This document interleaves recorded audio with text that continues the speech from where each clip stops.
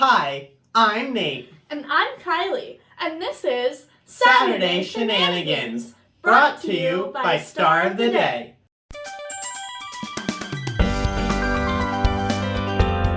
We're going to talk about fears. Are you afraid of anything, Nate? Sure, like spiders and heights.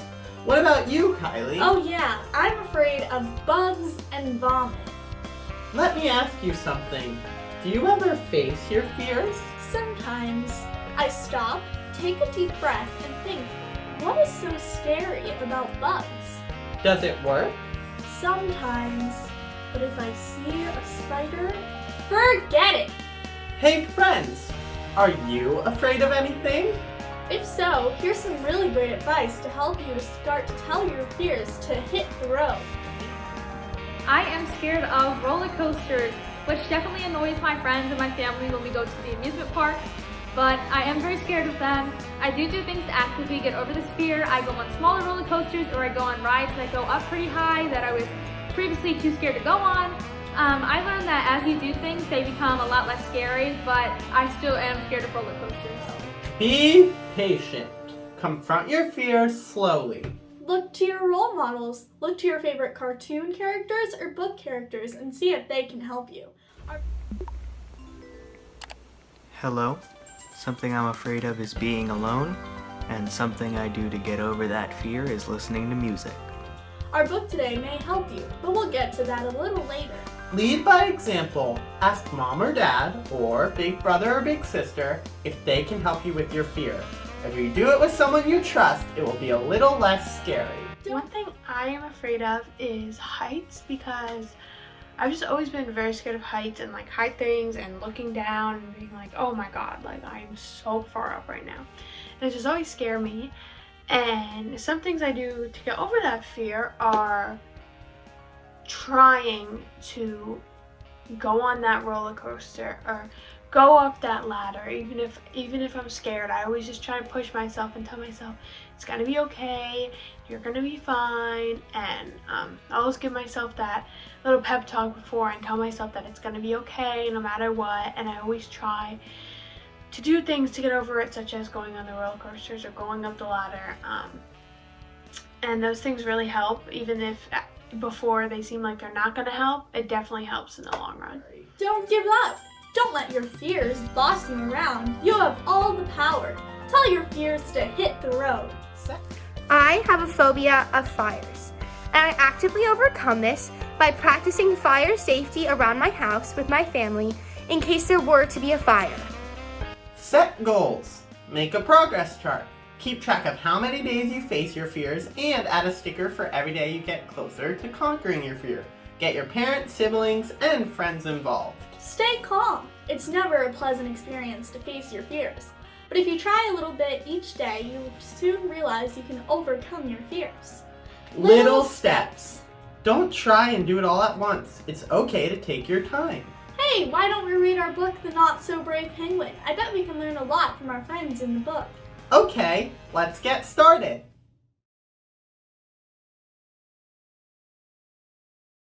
The Not So Brave Penguin by Steve Smallman. Percy Penguin wasn't scared of anything. He loved whizzing down snowy slopes on his tummy. Posy Penguin was not so brave. She shuffled down slopes on her bottom instead. Percy loved jumping into the water with a great big splash. Posy didn't jump. She was scared she might do a belly flop. Posy was scared of lots of things. Snowstorms, heights, loud noises, but most of all, she was scared of the dark. When the penguins huddled together at night, she would stare out at the big black emptiness around her and imagine all the scary things that might be out there.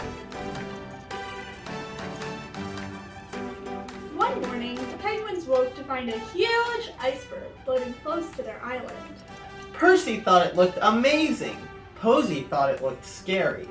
Percy leaped into the sea and swam over to explore. Whee! Whee! The iceberg was like a penguin playground. There were slides everywhere. Whee! Percy played for hours. He was having a fantastic time until he whizzed down an ice slide too fast. He crashed into a dark cave and bumped his head. Percy hasn't come back, cried Posy, standing on the shore that evening. You worry too much, said the other penguins. Percy will be fine. But Posy was sure that something was wrong. Then she did a very brave thing. She jumped into the sea and swam over to the huge iceberg. Percy, where are you? She cried, looking around. There was no answer. Then Posy saw footprints. She followed them up to the top of the big slippery slide. He must have gone down there, she gulped. Posy took a deep breath and slid down the slide. Faster and faster. Straight into a scary cave. Oof! Posy's feet hit something soft. It was Percy. He had a big bump on his head. Posy? He asked groggily. How did you get here?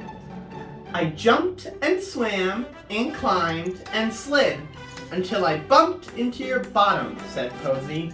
Wow, said Percy. That was brave. Weren't you scared?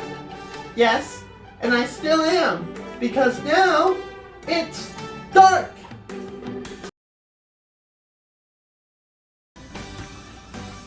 But it isn't really dark, said Percy. Look! The sky wasn't black and empty. It was beautiful.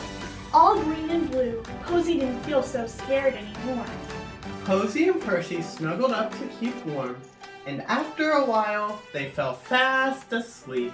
The next morning, Percy's head was feeling much better, and they were ready to swim back home. Thank you for rescuing me, Posy, said Percy. That was very brave of you. Oh, said Posy with a grin. I never knew I was brave. Percy smiled. Well, you helped me even though you were scared, which makes you the bravest penguin of all.